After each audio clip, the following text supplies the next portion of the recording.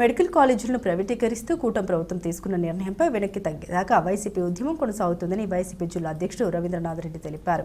కడపలోని YCP కార్యాలయంలో వైఎస్ఆర్సీపీ ప్రజా ఉద్యమ పోస్టర్ను రవీంద్రనాథ్ రెడ్డి ఇతర నేతలతో కలిసి ఆవిష్కరించారు. ఈ సందర్భంగా ఆయన మాట్లాడారు. మెడికల్ కాలేజీల ప్రైవేటీకరణకు వ్యతిరేకంగా ప్రస్తుతం పార్టీ ఆధ్వర్యంలో జరుగుతున్న కోటి సంతకాల సేకరణతో పాటుగా ఈ నెల 28న రాష్ట్ర వ్యాప్తంగా ఉన్న 175 నియోజకవర్గాల పరిధిలో అవగాహన ర్యాలీ నిర్వహించనున్నట్లు వివరించారు. నవంబర్ 24 నాటికి సంతకాల సేకరణ పూర్తవుతుందని, ఆ సంతకాల ప్రతుల్ని మాజీ సీఎం వైఎస్ జగన్ పార్టీ నాయకులతో కలిసి వెళ్లి రాష్ట్ర గవర్నర్కి అందజేస్తారని తెలిపారు.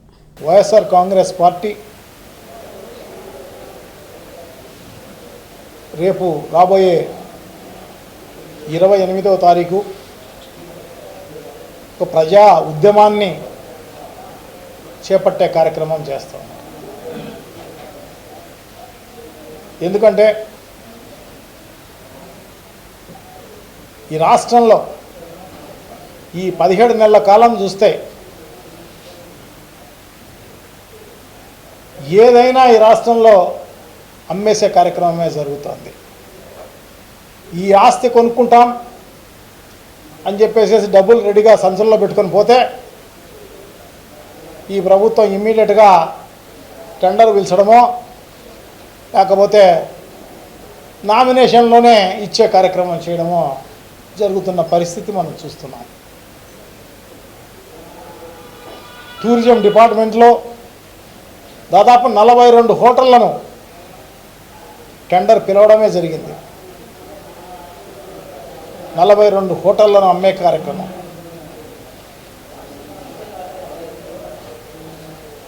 సో అదే కాకుండా మన స్టీల్ ఫ్యాక్టరీకి సంబంధించి Vizag steel factory central government అమ్ముతూ ఉంటే వీళ్ళు ఇక్కడ లంచాలు కమిషన్లు తీసుకొని వాళ్లకు వంత పాడే కార్యక్రమం జరుగుతుంది. సో అదే కాదు, గతంలో కూడా చంద్రబాబు నాయుడు గారు ఇటువంటి నైజమే అమ్మేసే కార్యక్రమమే అంతా కూడా.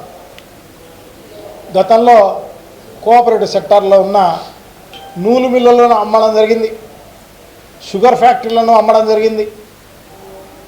పెద్ద పెద్ద కంపెనీలు, రిపబ్లిక్ ఫోర్స్ లాంటి కంపెనీలంతా కూడా అమ్మేసే కార్యక్రమం, ఆల్విన్ కంపెనీని అమ్మేసే కార్యక్రమం. సో ఇది అదేం లేదు, ఏదైనా అమ్మేసేసి సొమ్ము చేసుకోవాలా, దోచుకోవాలా ప్రజలకు సంబంధించిన ఆస్తులు అని చెప్పేసి. ప్రభుత్వానికి సంబంధించిన ఆస్తులు అంటే ప్రజలకు సంబంధించినవి, అవి ప్రజల భవిష్యత్ తరాలకు ఉపయోగపడే ఆస్తులు అవి. సో ఇవే కాదు, ఆర్టీసీని అమ్మే కార్యక్రమం జరిగింది.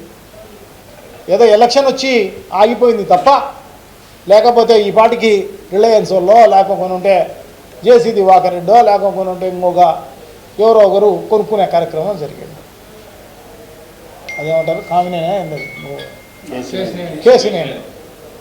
కేసీనేనంలో ఇంకొకరో కొనుక్కునే కార్యక్రమం.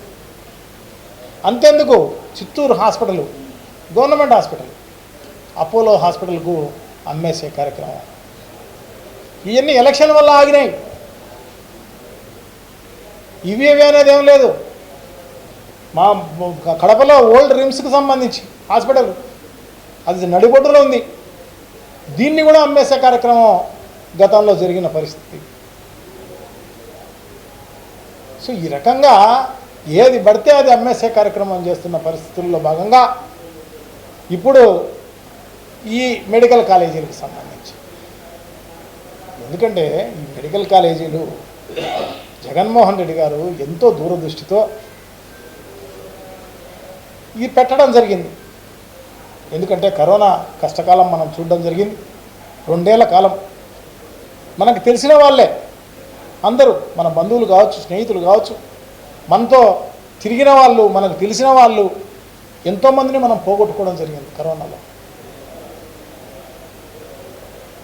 సో ఆ కరోనా కష్టకాలంలో కూడా జగన్మోహన్ రెడ్డి గారి అడ్మినిస్ట్రేషన్ బాగుంది కాబట్టి, ఎందుకంటే అవసరం ఉన్న మేరకు డాక్టర్లను, పారామెడికల్ సిబ్బందిని అందరినీ రిక్రూట్ చేయడమే కాకుండా ఎంత అవసరం ఉందో అంత మెడిసిన్ అంతా కూడా రెడిసివరా ఏంటది, సో ఆ ఇంజక్షన్లు అయితేనేమి, మిగతా అయితేనేమి ఎందుకంటే ఆ ఇంజక్షను 80,000 రూపాయలు, 1,00,000 రూపాయలు, 2 లక్షలు, 3 లక్షల రూపాయలు కూడా కొనుక్కున్న పరిస్థితి.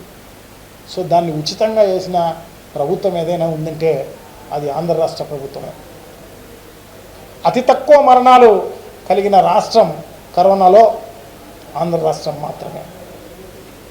సో అటువంటి పరిస్థితులు మళ్ళీ రాకూడదు. ఒకవేళ వస్తే ఈ ప్రభుత్వం ఎదుర్కొనే విధంగా ఉండాలి. ఎందుకంటే ఈ రాష్ట్రంలో రాజధాని లేని రాష్ట్రం కాబట్టి హాస్పిటళ్ళు, పెద్ద హాస్పిటల్ ఏంటి, చెప్పుకోదగ్గ హాస్పిటల్ ఏంటి లేవు అప్పుడున్న పరిస్థితుల్లో. సో అటువంటి పరిస్థితుల్లో ఖచ్చితంగా ఇటువంటి సిచ్యువేషన్లో ఎదుర్కోవాలి అంటే ఆ రకమైన పరిస్థితులన్నీ కూడా ఆ రకంగా తయారు చేసుకోవాల్సిన అవసరం ఉంది అన్న ఉద్దేశంతో జగన్మోహన్ రెడ్డి గారు దూరదృష్టితో, ఎందుకంటే ఒక వికేంద్రీకరణలో భాగంగా జిల్లాలను కూడా పెంచడం జరిగింది. పెంచి ఒక్కొక్క జిల్లాకు అంటే 7 పార్లమెంట్ సెగ్మెంట్, 7 అసెంబ్లీ సెగ్మెంట్లకు ఒక పార్లమెంటు నియోజకవర్గం, ఆ పార్లమెంటు నియోజకవర్గం ఏది ఉంటుందో దాన్ని జిల్లా చేసి అంటే 7 నియోజకవర్గాలకు ఒక హాస్పిటలు, సూపర్ స్పెషాలిటీ హాస్పిటలు, ఒక కాలేజీ దూరదృష్టితో పెట్టడం జరిగింది. సో డెఫినెట్గా పెద్ద ఎత్తున, ఎందుకంటే రేపు నవంబర్ 23వ తారీఖు మన గవర్నర్ గారిని కలిసి ఈ 1 కోటి సంతకాలు సేకరించి ఇవన్నీ కూడా జినైన్గా తీసుకుపోయి, ఎందుకంటే కుడి చేత్తో ఎడమ చేత్తో సంతకాలు కాదు, 100% వాళ్ళ డీటెయిల్స్తో సహా, వాళ్ళ పేరు, వాళ్ళ అడ్రస్సు, వాళ్ళ ఫోన్ నెంబరు అథెంటిక్గా రాసి సంతకం చేసి ఆ సంతకాలు తీసుకుపోయి ఇచ్చే కార్యక్రమం జరుగుతోంది. ఒట్టి సంతకాల సేకరణ కోసమే కాదు, గవర్నర్ రిప్రజెంటేషనే కాదు, ఇది ఆగేంత వరకు కూడా ఖచ్చితంగా వైఎస్ఆర్ కాంగ్రెస్ పార్టీ భవిష్యత్తులో ఉద్యమం చేస్తుంది అని చెప్పేసి తెలియజేసుకుంటున్నాం. ఈ ప్రభుత్వాన్ని మెడలు వంచే కార్యక్రమం చేసేనా దీన్ని ఆపే కార్యక్రమం చేస్తామని చెప్పి తెలియజేసుకుంటున్నాం. ఎందుకంటే దీన్ని 4 దానిలకు 4 హాస్పిటళ్ళు, 4 కాలేజీలకు సంబంధించి టెండర్ కూడా పిలవడం జరిగింది 15-20 రోజుల కిందట. పులివెందుల కాలేజీ కూడా ఉంది దాంట్లో. సో ఇవన్నీ కూడా ఆపాలి అని చెప్పేసి గట్టిగా డిమాండ్ చేస్తున్నాం.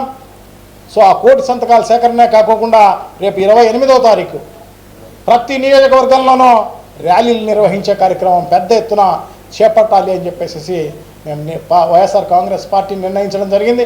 సో దీనికి సంబంధించి ఎవరైతే కలిసి వస్తారో, కలిసి వచ్చే వాళ్ళందరినీ కలుపుకొని, అన్ని పార్టీలకు సంబంధించిన వాళ్ళైతేనేమి మిగతా వాళ్ళందరూ కూడా ఎవరు కలిసి వస్తారో వాళ్ళందరితో కలుపుకొని పెద్ద ఎత్తున ర్యాలీలు నిర్వహించే కార్యక్రమం చేద్దాము అని చెప్పేసి మీకు అందరికీ కూడా తెలియజేసుకుంటూ, సో ప్రజలందరూ కూడా ఇది మన ఆస్తులు అమ్ముతున్నారు, ఖచ్చితంగా మనం దీన్ని నిలువరించాల్సిన అవసరం తప్పకుండా ఉంది. సో ఇటువంటి అన్యాయాన్ని మనం ఖచ్చితంగా ఆపాల్సిన అవసరం తప్పకుండా ఉంది. సో ఈ ప్రభుత్వానికి మెడలు వంచాల్సిన అవసరం తప్పకుండా ఉంది.